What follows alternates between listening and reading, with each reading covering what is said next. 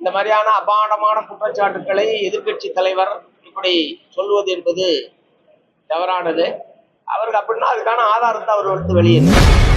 Communist கட்சியின் மாநில செயலாளர் சண்முகம் எதிர்க்கட்சி தலைவர் உதயநிதி பேச்சிற்கு பதிலடி கொடுத்துள்ளார்.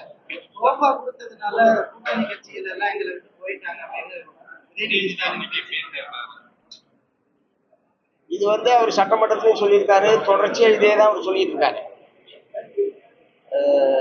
இந்த மாதிரியான அபாண்டமான குற்றச்சாட்டுக்களை எதிர்க்கட்சி தலைவர் இப்படி சொல்வது என்பது தவறானது. அவருக்கு அப்படின்னா அதுக்கான ஆதாரத்தை அவர் வந்து வெளியிடணும். அபாண்டமான முறையில் இத்தகைய தாவேகாவை நாங்கள் ஏன் ஆதரிக்கிறோம் என்பதற்கான அரசியல் பூர்வமான காரணங்களை தெளிவாக மார்க்சிஸ்ட் கம்யூனிஸ்ட் கட்சி வெளிப்படுத்தியிருக்கிறது. ஆகவே அரசியல் ரீதியாகத்தான் நாங்கள் முடிவுகளை எடுக்கிறோமே தவிர எதிர்கட்சி தலைவர் சொல்வதை போல அந்த மாதிரியான தன்மையில அந்த முடிவு என்பது மேற்கொள்ளப்படவில்லை. அது இத்தகைய அபாண்டமான குற்றச்சாட்டை மீண்டும் மீண்டும் அவர் சொல்லிக் கொண்டிருப்பது என்பது கண்டிக்கத்தக்கது.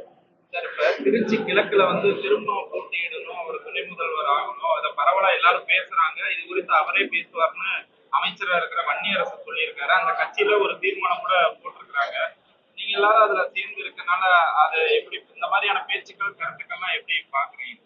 இல்ல, இடைத்தேர்தலை பொறுத்தவரை மார்க்சிஸ்ட் கம்யூனிஸ்ட் கட்சி இதுவரைக்கும் எந்த முடிவும் எடுக்கவில்லை.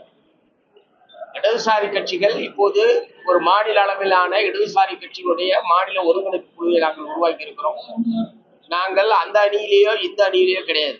நாங்கள் இடதுசாரி அணி என்பது தனித்து செயல்படுகிறோம். அதே நேரத்தில் தாவே காட்சிக்கு வெளியிலிருந்து ஆதரவு என்பது தொடரும். செய்திகளை உள்ளது உள்ளபடி தெரிந்து கொள்ள ரெஃப்ளெக்ட் நியூஸை சப்ஸ்கிரைப் பண்ணுங்க.